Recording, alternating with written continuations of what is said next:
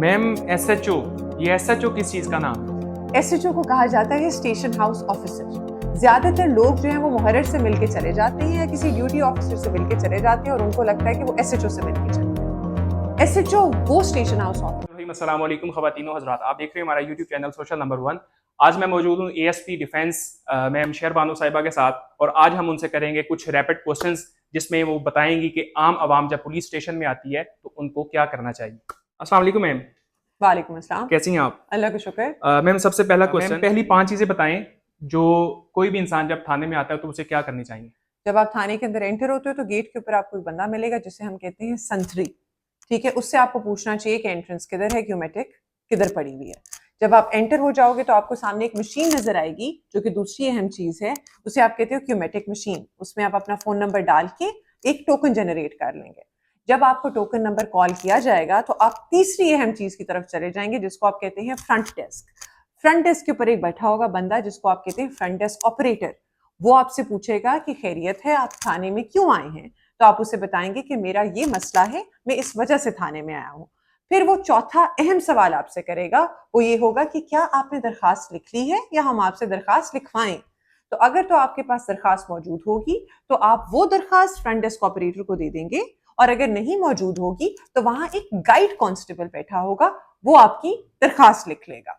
अच्छा, जब दरखास्त लिख ली जाती है तो आखिरी इंपॉर्टेंट चीज कि आपकी दरखास्त को लगेगा एक ई टैग। जब आपको ई टैग लग जाएगा दरखास्त को तो ई टैग की कॉपी आपको मौसूल हो जाएगी और आप वो थाने से लेके जा सकते हैं। उस ई टैग के ऊपर आपको एक आईओ साइन होगा। वो आईओ आपको जब आपकी एप्लीकेशन का टाइम आएगा तो वो कॉल करेगा, एप्लीकेशन सुनेगा और उसके ऊपर जो क्रिमिनल एक्शन बनता है या नहीं बनता तो वो आपको बता देगा। क्यूमेटिक क्या होती है? क्यूमेटिक मशीन, जिस तरह हम आपको बता चुके हैं, वो मशीन है जो कि एक टोकन जनरेट करती है आपके मोबाइल नंबर के अगेंस्ट। वो टोकन आपको साइन हो जाता है पुलिस स्टेशन के अंदर। जब आपकी बारी आती है तो फ्रंट डेस्क आपको कॉल कर लेता है उस टोकन के नंबर की बेसिस। फ्रंट डेस्क क्या होता है? फ्रंट डेस्क बेसिकली वो डेस्क है जिसके ऊपर आपको जाना होता है जब आप क्यूमेटिक से अपना टोकन जो है वो जनरेट करवा चुके होते हैं। फ्रंट डेस्क के ऊपर जो अमला बैठा हुआ है वो आपकी एप्लीकेशन अगर आपने लिखी हुई है तो एज इट इज रिसीव कर लेता है, और अगर नहीं लिखी हुई तो आपको गाइड करता है कि आपने गाइड कांस्टेबल के पास जाके अपनी एप्लीकेशन लिखवा लेनी है और फिर उनके पास जमा करवा। मैम ये ई टैग क्या होता है? ई टैग बेसिकली आपकी एप्लीकेशन को लगता है। जब आप थाने के अंदर आते हैं और आप अपनी दरखास्त फ्रंट डेस्क पे जमा करवाते हैं तो एक कंप्यूटराइज्ड जनरेटेड ई टैग जो है वो निकलता है सिस्टम में से जब आपकी एप्लीकेशन एक्सेप्ट हो जाती है। उसके ऊपर 2 क्यूआर कोड्स होते हैं जिसके अंदर एक के अंदर आपको पता चलता है कि आपका एक्सपीरियंस कैसा है और दूसरा ये कि आपका करंट स्टेटस कैसा है। ई टैग के अंदर जो चीज आपको जाननी जरूरी है वो ये है कि उसके ऊपर आपको आपका इन्वेस्टिगेशन ऑफिसर जो है वो असाइन कर दिया जाता है। उसके ऊपर एप्लीकेंट का फोन नंबर, उसका नाम, क्राइम या जो ऑफेंस है उसकी कैटेगरी, आईओ जिसको अलॉट किया गया है उसका नाम, और आईओ जिसको अलॉट किया गया उसका फोन नंबर होता है। ई टैग वो स्लिप है जो कि एक सबूत के तौर पे काम करती है कि आपकी जो एप्लीकेशन है वो थाने के अंदर एक्सेप्ट हो चुकी है। मैम ये सिप्स क्या होता है? SIPS basically are the special initiative police station. उसके अंदर आइडिया ये था, आपने बहुत ज्यादा लफ्ज सुना होगा, कि ऑफेंसेस को टाइमलाइंस या कैटेगरीज के अंदर डिवाइड कर दिया जाए, पुलिस स्टेशन को 2 एंड्स में डिवाइड कर दिया जाए, एक जो है वो फ्रंट एंड हो जाए और जो दूसरा है वो बैक एंड हो जाए। फ्रंट एंड वो एंड हो जिसके अंदर जो लोग हैं उनसे जिन्होंने इंटरैक्ट करना है वो बैठे। बैक एंड वो वाली जगह हो जिधर ऑफिसेस हो या बैरिक्स हो जिधर आपकी नफरी ने रहना है, जिससे लोगों का ताल्लुक नहीं है। बेसिक आइडिया ये था कि हम ये इंश्योर करें कि जो लोग हैं वो पुलिस का वो वाले ऑफिसर से इंटरैक्ट करें जिनके साथ उनका काम है और उनसे ना इंटरैक्ट करें जिनसे उनका काम नहीं है। बैक एंड के अंदर ऐसी चीजें होती हैं जैसे आपका lockup, barracks and other offices. Front end के अंदर आपका फ्रंट डेस्क होता है, आप एसएचओ का कमरा होता है, गाइड कांस्टेबल का कमरा होता है, ड्यूटी ऑफिसर होता है। टाइमलाइंस क्या होती हैं? सिप्स की टाइमलाइंस बेसिकली वो टाइमलाइंस है जिसके तहत आप अपनी एप्लीकेशंस को सुनते हैं। अब हम लोगों ने ये बात एस्टैब्लिश कर ली कि दरखास्तों को लगते हैं ई टैग्स, और ई टैग्स की बेसिस के ऊपर आईओ आपको साइन हो जाता है और आईओ आपको कॉल करता है ऑफिस से। जब आपने ये बात कर ली है तो उसके बाद फिर आपकी जो क्राइम्स है उनकी कैटेगरीज बन जाती हैं 3। पहली कैटेगरी आ जाती है crimes against persons, second category आ जाती है क्राइम्स अगेंस्ट प्रॉपर्टी, और थर्ड कैटेगरी आ जाती है मिसलेनियस। जो क्राइम्स अगेंस्ट पर्सन है या फिर हीनस क्राइम की एप्लीकेशंस हैं जैसे कि रेप, सोडमी, चाइल्ड अब्यूज, उनको आपने 8 आवर्स के अंदर अंदर किडनैपिंग आपने 8 आवर्स के अंदर अंदर उनकी एफआईआर देनी होती है। उसके बाद सेकंड कैटेगरी आ जाती है जिसको आप कहते हो 24 आवर्स की कैटेगरी। 24 आवर की कैटेगरी आ जाती है क्राइम्स अगेंस्ट प्रॉपर्टी के अंदर। और आखिरी जो आपकी कैटेगरी वो है मिसलेनियस, जिसके अंदर 48 आवर्स की कैटेगरी होती है, जिसके अंदर breach of trust, so on and so fourth जो आपकी एप्लीकेशंस हैं उनको आप डील करते हो with in that stipulated time period. और अगर एफआईआर बनती है तो आपको उस टाइम एफआईआर देनी होती है। मैम ये बताएं मुहर्रर कौन को? मुहर्रर बेसिकली हम लोग अपनी आम जुबान में उसे कहते हैं थाने की माँ। मुहर्रर जो है वो सारे आपके जो रजिस्टर्स हैं उनको देखता है। मुहर्रर आपकी जो नफरी की मैनेजमेंट है उसको देखता है। मुहर्रर जो कांस्टेबल्स आपके थाने के अंदर असाइंड हैं या तैनात हैं उनकी छुट्टी, उनकी रवानगी, उनकी ड्यूटीज को देखता है।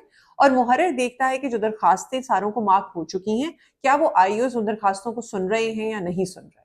मुहर्रर basically affairs internal to the police station उनको देखता है। मैम एसएचओ, ये एसएचओ किस चीज का नाम है? एसएचओ को कहा जाता है स्टेशन हाउस ऑफिसर। ज्यादातर लोग जो हैं वो मुहर्रर से मिलके चले जाते हैं या किसी ड्यूटी ऑफिसर से मिलके चले जाते हैं और उनको लगता है कि वो एसएचओ से मिलके चले गए। एसएचओ वो स्टेशन हाउस ऑफिसर है जिसका एरिया ऑफ ज्यूरिसडिक्शन जो है वो असाइंड होता है। अच्छा, उस एरिया ऑफ ज्यूरिसडिक्शन के अंदर जितनी वनरेबल एस्टैब्लिशमेंट्स हैं, जितने सिक्योरिटी प्लान्स हैं, जितनी लॉ एंड ऑर्डर सिचुएशंस हैं, जितनी रैलीज हैं, जितनी मार्केट्स हैं, उनकी सारी मैनेजमेंट, उसके अंदर कोई इशू तो नहीं है, उधर क्राइम कितना हो रहा है, उन सारी चीजों को एसएचओ जो है वो देखता है। So basically SHO is the person who looks after the affairs of an area जिसकी एक लिमिटेड ज्यूरिसडिक्शन होती है। करंटली लाहौर के अंदर 84 एसएचओस पोस्टेड है। मैम ये पेट्रोलिंग ऑफिसर्स कौन होते हैं? पेट्रोलिंग ऑफिसर्स बेसिकली आपके आईओज होते हैं जो कि ऑपरेशंस के अंदर काम कर रहे होते हैं, जिनको आप कहते हो हाई रैंकिंग ऑफिसर्स। ठीक है, पुलिस स्टेशन के अंदर, पुलिस स्टेशन की जो हायरार्की है उसके अंदर आपके जो कांस्टेबल जो नाकों पे आपको खड़े हुए नजर आते हैं, जिनको आप फुट कांस्टेबल्स भी कहते हैं, और हेड कांस्टेबल्स होते हैं। उसके ऊपर आपके ऑफिसर्स होते हैं जिनको आप अपर सबऑर्डिनेट्स कहते हैं, जिनके अंदर आपके एएसआईज, असिस्टेंट सब इंस्पेक्टर्स, एसआईज, सब इंस्पेक्टर्स और इंस्पेक्टर्स शामिल होते हैं। ज्यादातर जो एसएचओज होते हैं वो रैंक सब इंस्पेक्टर के या इंस्पेक्टर रैंक के होते हैं। आपके जो हाई रैंकिंग ऑफिसर्स हैं या अपर सबऑर्डिनेट्स हैं वो पेट्रोलिंग ऑफिसर्स के तौर पे काम करते हैं। और पेट्रोलिंग ऑफिसर वो होता है जो गाड़ी के ऊपर बैठता है, गश्त करता है, और अगर कोई 15 की कॉल होती है तो उस पर रिस्पॉन्ड करता है। मैम पेट्रोलिंग ऑफिसर में और डॉल्फिन्स में क्या फर्क होता है? डॉल्फिन बेसिकली जब बनाई गई तो उनको बाइक्स दी गई ताकि वो फास्ट एक्सेस कर सके इश्यूज को और 15 की कॉल्स को। अब आपको ये पता होगा कि वक्त के साथ साथ हमारा जो 15 का रिस्पॉन्स रेट है वो कम होता जा रहा है। We have reached a record low, which is a very good thing कि 15 कॉल्स के ऊपर आप बहुत जल्दी जो है वो रिस्पॉन्स टाइम आपका इंक्रीज हो गया है और आप रिस्पॉन्ड करने लगे हैं।